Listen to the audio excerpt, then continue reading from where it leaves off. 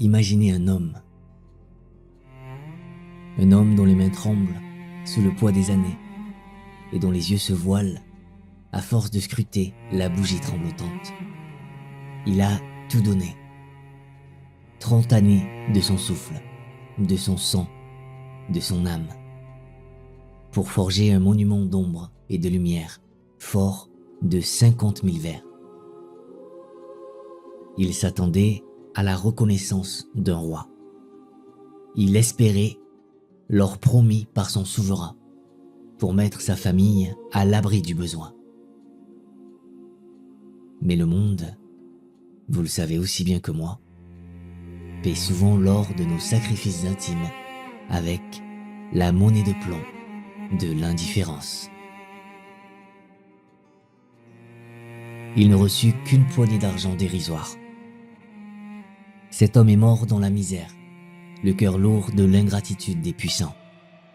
Il s'est éteint seul, sans savoir que la graine qu'il venait de semer dans la douleur n'allait pas seulement survivre à ce sultan vaniteux, mais qu'elle allait fleurir pour sauver l'âme, la mémoire et la langue de toute une civilisation.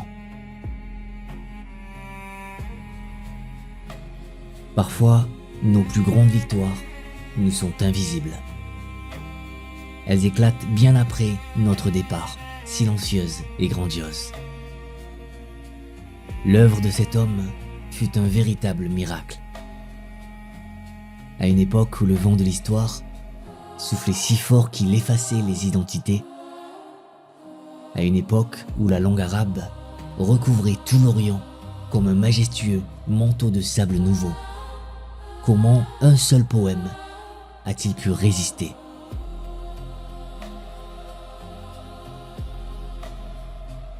Cet homme a refusé de plier. Il a écarté chaque mot étranger, cherchant dans la terre aride de ses ancêtres les racines pures de sa langue maternelle. Son poème est devenu un abri, un rempart contre l'oubli. Le ciment même qui lie encore aujourd'hui l'identité de la Perse moderne. Cet architecte de l'éternité s'appelait Aboul Qasim Ferdowsi, et au crépuscule de sa vie charnelle, caressant la montagne de parchemin qu'il laissait derrière lui, Ferdowsi nous a murmuré ces mots qui résonnent encore dans le grand silence des siècles, affirmant que j'ai souffert beaucoup et travaillé longtemps. 30 ans, j'ai peiné pour ranimer la Perse par ses vers. Je ne mourrai pas, car je demeure vivant dans ce langage.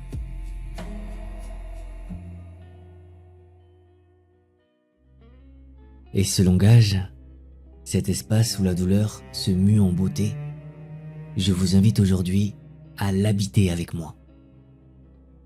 Ne soyez plus de simples passants sur la route du temps. Devenez les témoins intimes de ce voyage. Nous allons marcher ensemble vers l'aube des mondes, là où règnent les rois primordiaux, vêtus de peau de bête. Nous devrons affronter le souffle court d'un tyran dont les épaules sont couronnées de serpents insatiables. Nous pleurerons, épaule contre épaule, face à la tragédie insoutenable du plus grand des guerriers, frappant sa propre chair dans l'aveuglement du destin. Nous gravirons les sommets glacés du mysticisme pour y chercher la paix, avant d'assister, impuissants mais éveillés, au crépuscule d'un empire vaincu par l'histoire. Venez, venez trouver refuge dans la forteresse des mots. Le livre s'ouvre.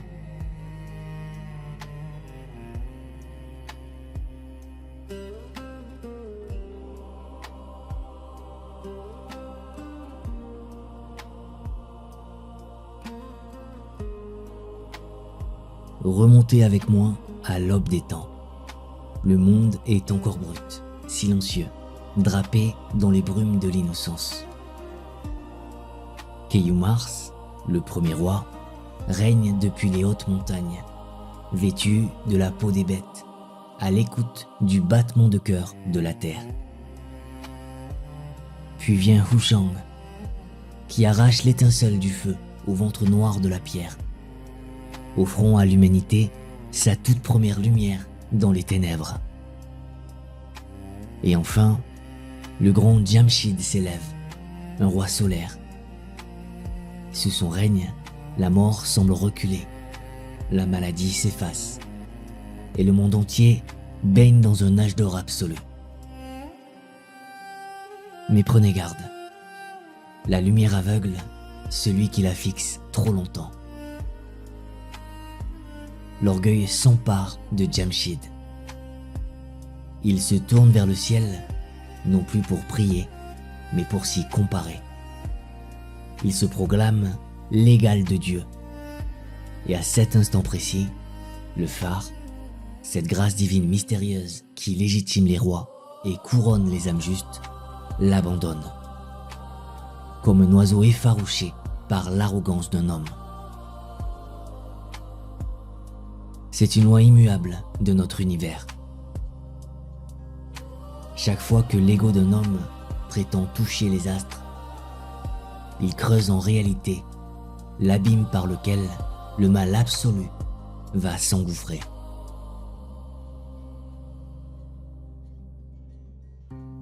Et le mal a un visage. Il s'appelle Zahak. Un jeune prince dont le cœur vulnérable est séduit par les murmures de l'ombre. Iblis, l'esprit de la corruption, ne le conquiert pas par le fer des épées, mais par le miel de la flatterie. Il se penche sur Zahak, scellant un pacte de ténèbres, et dépose un baiser glacé sur chacune de ses épaules. Sentez le frisson de cette malédiction. De ces deux baisers jaillissent deux serpents noirs, enroulés à la chair même du prince. Des bêtes affamées, insatiables. Des bêtes qui ne trouvent l'apaisement qu'en dévorant la cervelle fraîche des jeunes hommes du royaume. Zahak devient le monstre qui l'abrite. Pendant 1000 ans, un voile de terreur et de sang recouvre la terre de Perse. L'avenir d'un peuple entier est sacrifié pour nourrir la folie d'un seul. Mais la nuit la plus profonde finit toujours par trembler devant une petite étincelle. Cette étincelle ne vient pas d'un palais merveilleux. Elle vient de la suie, de la cendre et des larmes. Elle s'appelle Kaveh, un modeste forgeron, un père dont le cœur a été broyé, dont les fils bien-aimés ont été arrachés pour rassasier les serpents du tyran. Regardez cet homme. Il n'a plus rien. Et parce qu'il n'a plus rien à perdre, il devient infiniment plus puissant que le roi des rois. Il se tient debout devant la tyrannie. Sous la plume magistrale de Ferdowsi, Kaveh pousse ce cri qui déchire le silence complice des puissants en affirmant: je suis un homme simple, un forgeron, et pourtant je me lève. Car quand l'injustice règne, le silence est une trahison.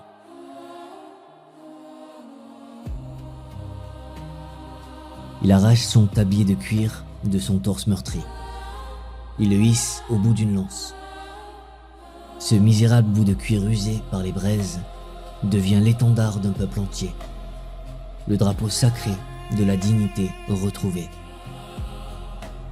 Il rallie les âmes brisées derrière Fereidoun, le porteur de la lumière originelle, et la révolte gronde. Zahak est vaincu. Mais écoutez bien ceci, je vous en prie. Le tyran n'est pas exécuté. Il est enchaîné, vivant, dans les entrailles obscures du mont Damavand, où il hurle encore dans le silence étouffant de la pierre. Car le mal ne disparaît jamais tout à fait de ce monde. Il attend, tapi dans les hautes montagnes de notre propre conscience, que notre courage s'endorme pour de nouveau réclamer son Dieu.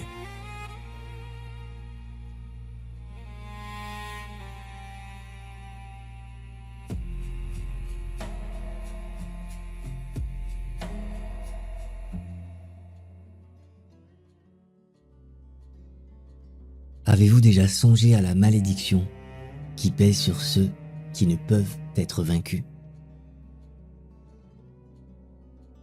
Nous rêvons tous de puissance, mais la force absolue, mes amis, n'est pas une couronne. C'est une cage d'une insoutenable solitude. Laissez-moi vous parler de Rostam, le héros des héros. Un colosse dont l'ombre seule faisait trembler l'horizon. Il est l'enfant des prodiges, le fils de l'albinos Zal, couvé et nourri sous l'aile immense du Simorgue, cet oiseau mythique qui connaît le secret des étoiles. Il chevauche Raksh, un destrier de foudre qui a choisi son maître entre mille. Ensemble, ils sont la fureur de l'orage et la grâce du vent. Imaginez cet homme s'enfonçant dans la nuit d'un monde hostile pour affronter ces 7 épreuves. Le vertigineux Haftkhan. Il déchire la chair des dragons, cracheurs de venin. Il brise l'échine des démons dans le ventre noir des cavernes. Il descend, encore et encore, dans les ténèbres les plus denses, pour en extraire la lumière et l'offrir aux hommes. Mais voici la grande ironie de notre condition humaine. Rostam peut fendre les rochers et soulever les mers. Et pourtant, il est infiniment impuissant. Sa force herculéenne ne pèse rien face à la vanité des rois médiocres qu'il est contraint de servir. Que vaut le bras d'un titan lorsqu'il est enchaîné par le devoir à un trône rongé par l'intrigue et la jalousie? L'épée la plus tranchante ne peut couper les fils invisibles de la politique humaine. Et c'est là, dans la fatigue de ces batailles sans fin, que le destin tisse le piège le plus cruel.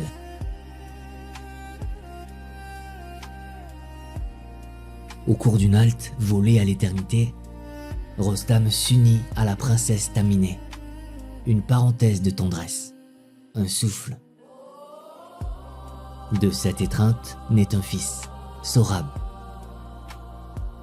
Mais le devoir rappelle le guerrier au loin, laissant l'enfant grandir dans l'ombre du mythe.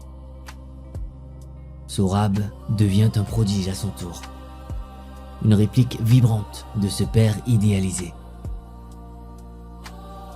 Dans le cœur du jeune homme brûle une soif dévorante. Retrouver Rostam. Marcher à ses côtés. Régner avec lui sur le sommet du monde.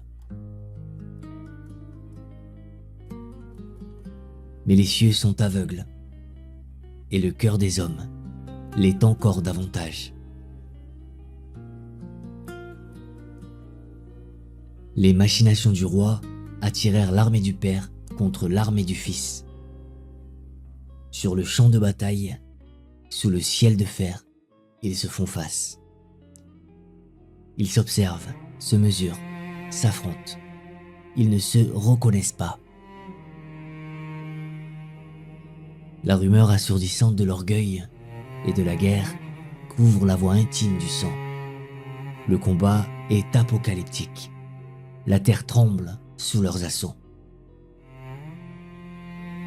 et l'inévitable se produit.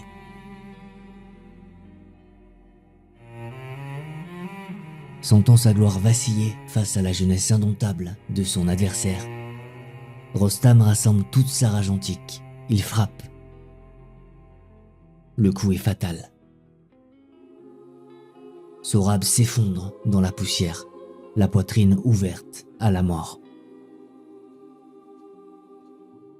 C'est à cet instant précis, alors que le silence retombe comme un linceul sur la plaine, que le jeune guerrier, agonisant, montre un bracelet attaché à son bras.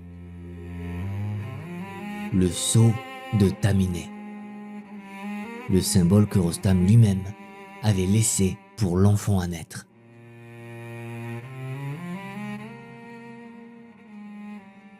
Le monde s'arrête de tourner.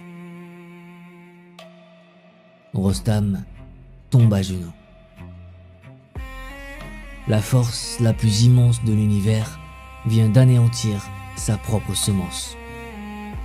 C'est l'instant de la reconnaissance insoutenable. La plume de Ferdowsi, le gémissement du colosse s'élève, déchirant les cieux, pleurant à genoux. Ô destin cruel, tu as guidé ma main contre ma propre chair. Je cherchais un fils et j'ai trouvé ma honte.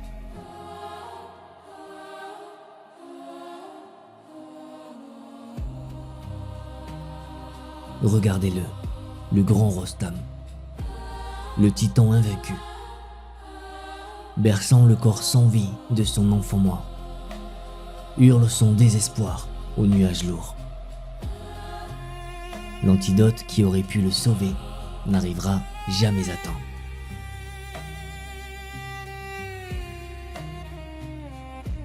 Gardez cette image dans le creux de votre âme.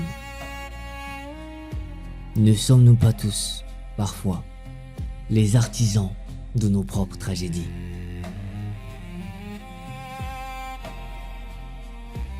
N'avez-vous jamais blessé ceux que vous chérissiez le plus, simplement parce que vous portiez l'armure trop épaisse de vos certitudes?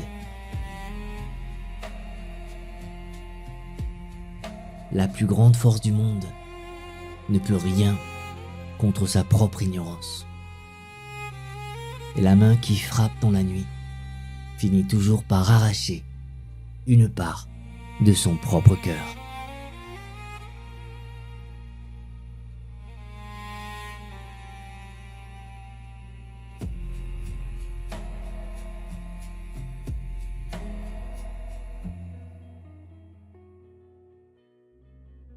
Avez-vous déjà remarqué comment notre monde pardonne rarement à la pureté?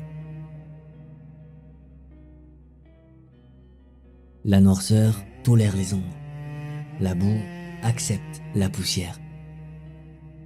Mais la lumière absolue, mes amis, l'humanité l'aperçoit souvent comme une insulte à ses propres faiblesses.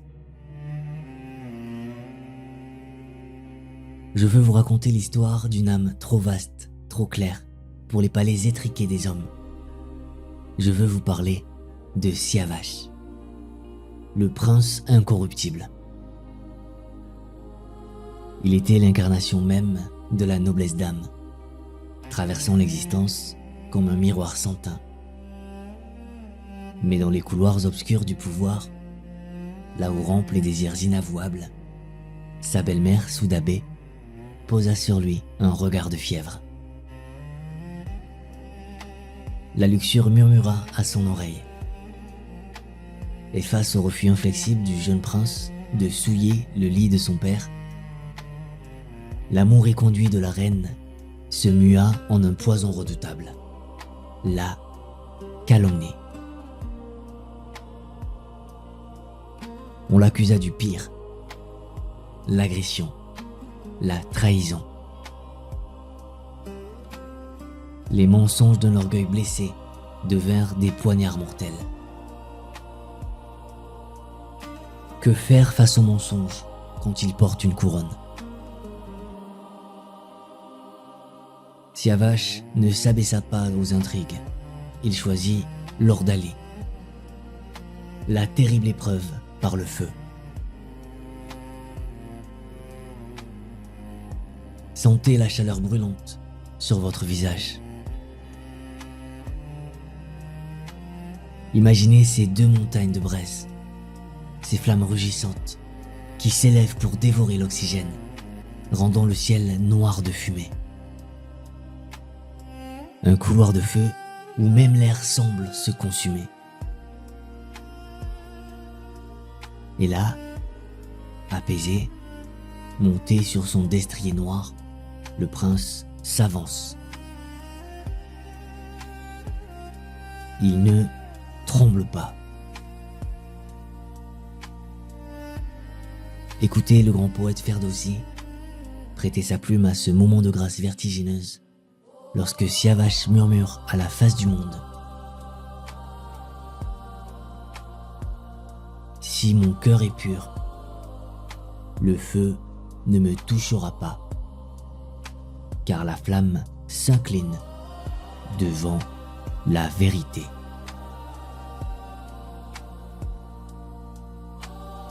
Il s'élance, le brasier l'engloutit, le souffle de la foule se suspend.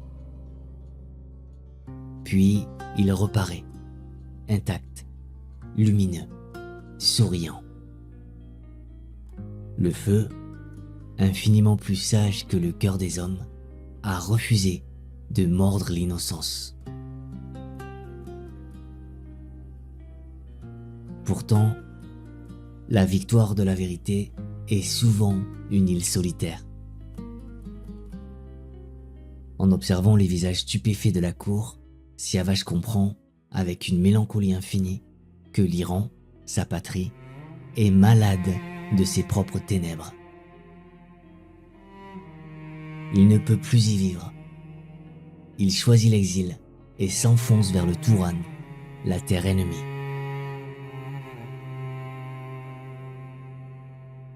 Là-bas, au milieu des lances et des haines ancestrales, il tente l'impossible. Il bâtit la cité du paradis, une utopie de pierre et de lumière, un havre de paix pour les âmes lasses de tuer. Mais l'homme ne supporte pas longtemps le parfum de l'Éden sur cette terre meurtrie. La jalousie des seigneurs du Touran se réveille.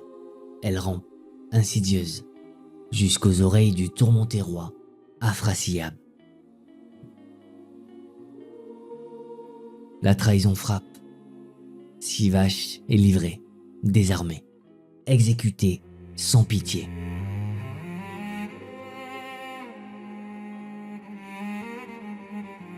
Regardez ce sang innocent qui s'écoule et vient imprégner la poussière. Ce n'est pas la mort d'un simple mortel que vous contemplez. C'est la fracture intime de l'univers. Siavash est la figure christique de cette épopée, l'anneau sacrifié sur l'autel de nos peurs. Quand le sang d'un juste est versé injustement, la terre entière hurle. De cette terre souillée va naître une plante mystérieuse, mais surtout une guerre apocalyptique. Une guerre cosmique qui charriera des générations entières dans le deuil.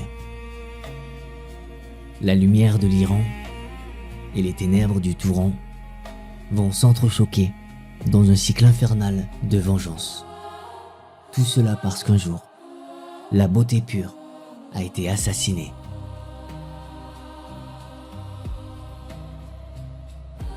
Posez-vous cette question dans le silence de votre propre poitrine. Combien de fois avons-nous laissé mourir le Siavash qui résidait en nous, simplement pour satisfaire les exigences d'un monde corrompu?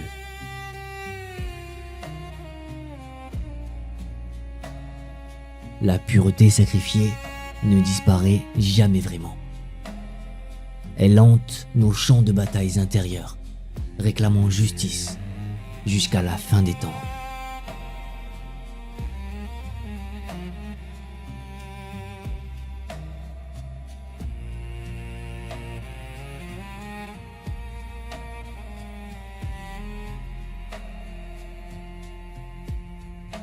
Il est une ivresse plus dangereuse que le vin, plus foudroyante que la passion.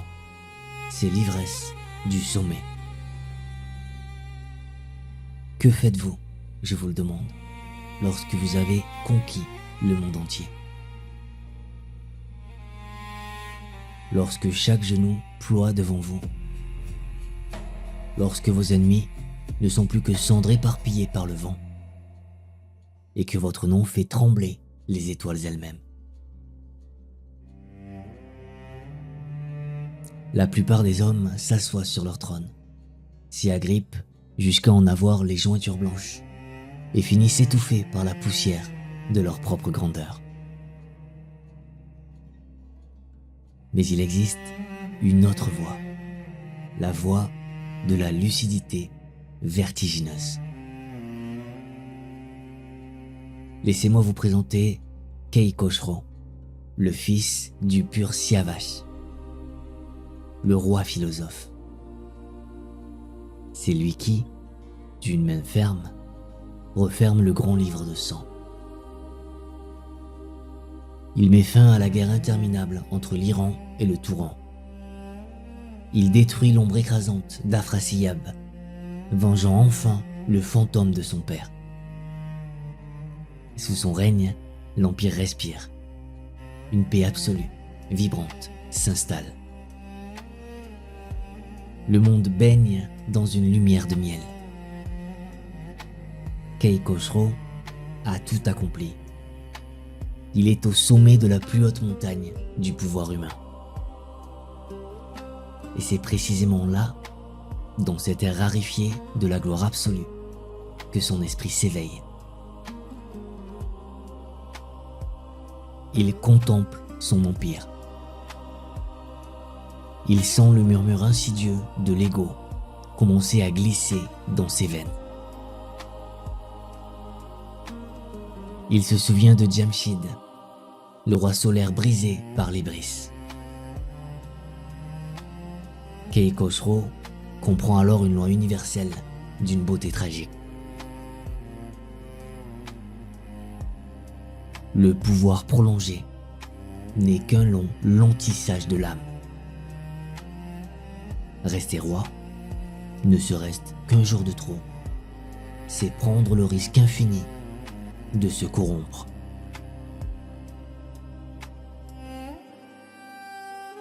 Que faut-il de force, mes amis? Non pas pour conquérir, mais pour renoncer à la conquête.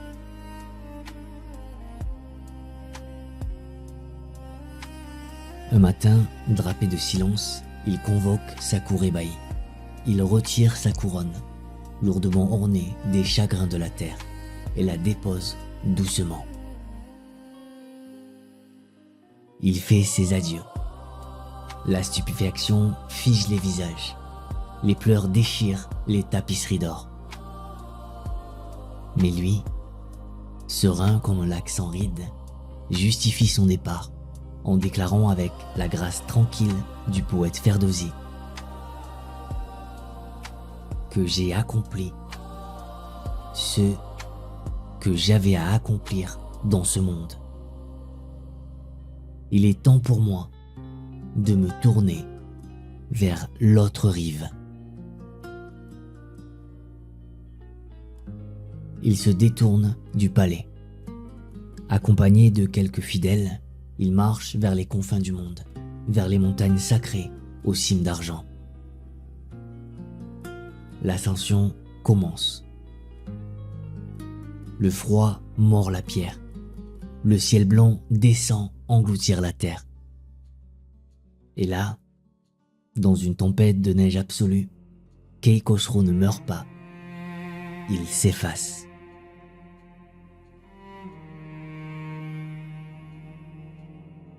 Il se dissout dans la blancheur infinie. Son corps, sa gloire, son identité même, tout est absorbé par l'éternité. C'est l'extinction suprême. La dissolution de l'ego, bien avant que les mystiques soufis n'en chantent les louanges. Une disparition onirique qui résonne comme un murmure à nos propres oreilles, enflées de désir.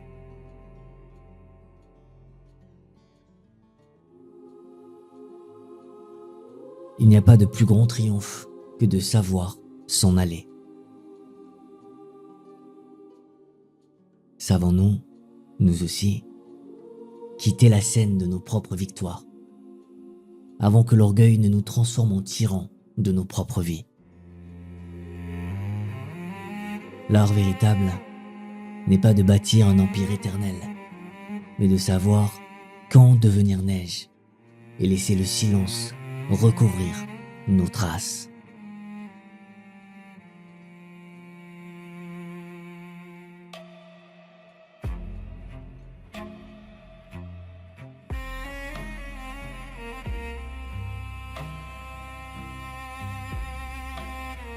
Tout rêve, aussi grandiose soit-il, finit par se heurter à la lumière crue de l'aube. Lentement, nous quittons les sommets enneigés et les brumes cosmiques. L'air des mythes s'évapore. Les titans se retirent dans le silence des mémoires, et nous pénétrons dans le temps lourd, poussiéreux et implacable des hommes. Des grands Achéménides jusqu'aux ultimes Sassanides, le souffle divin de l'épopée s'éteint, peu à peu, pour laisser place au bruit métallique et froid de l'histoire. La magie cède le pas à la fatalité politique.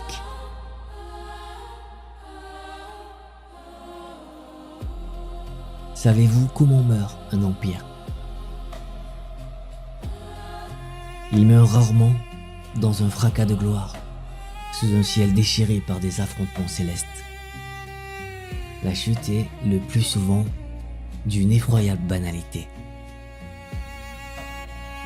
La fin de ce grand livre est amère, d'une amertume qui assèche la gorge. Écoutez le destin de Yazdegerd III, le tout dernier monarque de cette lignée d'étoiles. Les armées arabes du 7e siècle déferlent sur la Perse. Le monde bascule. Le roi fuit.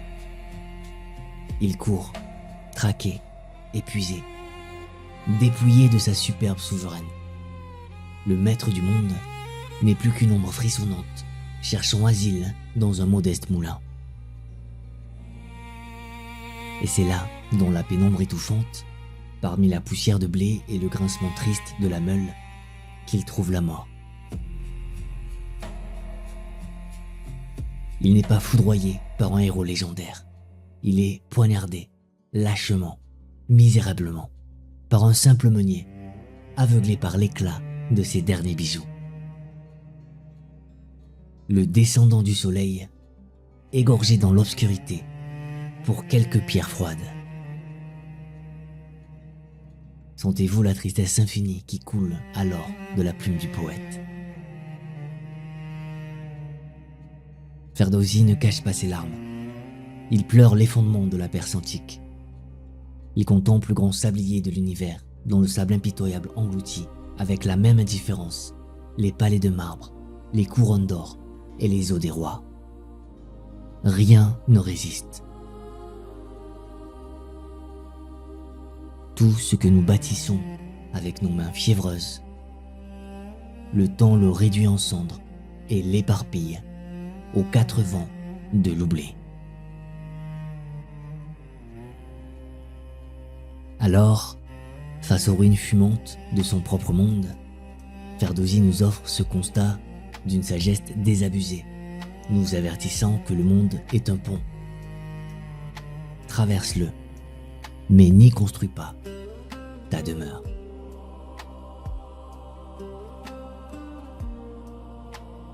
Marchez d'un pas léger, mes amis. Traversez vos joies et vos chagrins sans vous y enchaîner. Car les forteresses que nous érisons aujourd'hui avec tant d'orgueil ne sont que les ruines sous lesquelles nos illusions, demain, s'endormiront à jamais.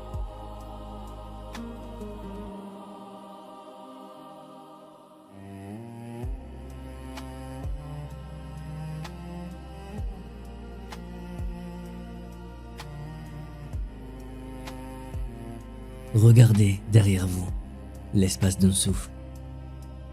voyez le chemin vertigineux que nous venons de parcourir ensemble.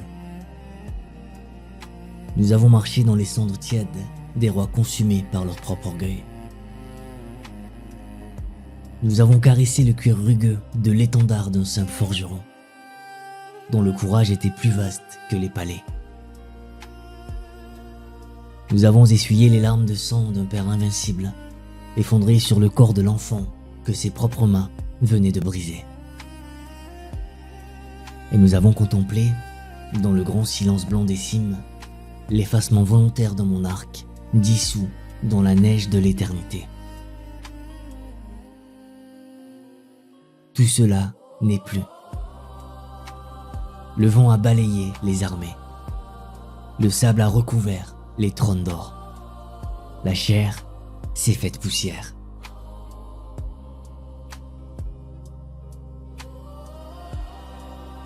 C'est ici que réside le miracle insensé de cette œuvre, le paradoxe magistral du Shahnameh. L'empire physique des Perses a été mis à genoux. Leurs murailles ont été brisées, leurs couronnes arrachées, leurs terres conquises par l'épée. Et pourtant, leur empire spirituel est resté totalement, absolument invaincu. Il n'a pas survécu par la force des lances ou la ruse des rois.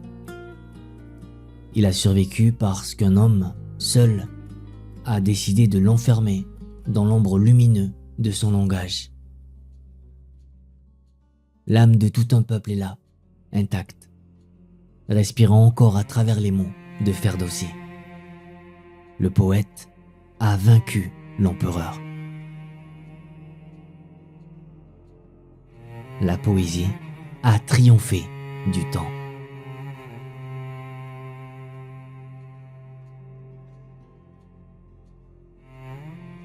Et nous, mes amis, vous et moi, qui avançons à tâtons sur ce pont si fragile qu'est l'existence. Nos vies sont brèves, fugaces, passagères comme l'ombre d'un oiseau fuyant sur la plaine. Nos petits empires personnels, nos conquêtes matérielles, nos certitudes forgées dans le fer de nos habitudes, tout cela s'effondrera un jour sous le poids des saisons. Face à cette vérité qui ne doit pas nous effrayer, mais nous éveiller, une seule question demeure. Elle palpite dans le creux de votre poitrine. Quelle est l'étincelle de grâce? Quelle est la lumière? Quelle est la beauté que vous choisirez de laisser derrière vous pour vaincre l'oubli?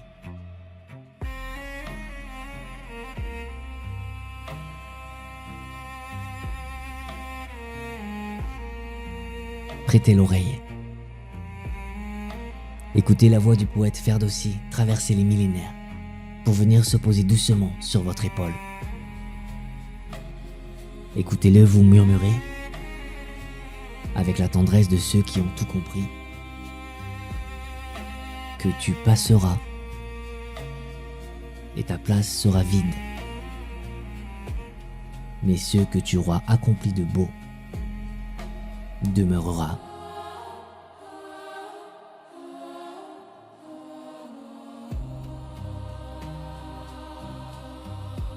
Je vous remercie du plus profond de mon cœur. Je vous remercie d'avoir partagé ce voyage intime avec moi, d'avoir offert votre souffle et votre attention pour ranimer cette antique mémoire persane. Que votre chemin soit empli de cette beauté qui ne meurt jamais, et que vos œuvres, aussi humbles soient-elles, illuminent la nuit de ceux qui viendront après vous.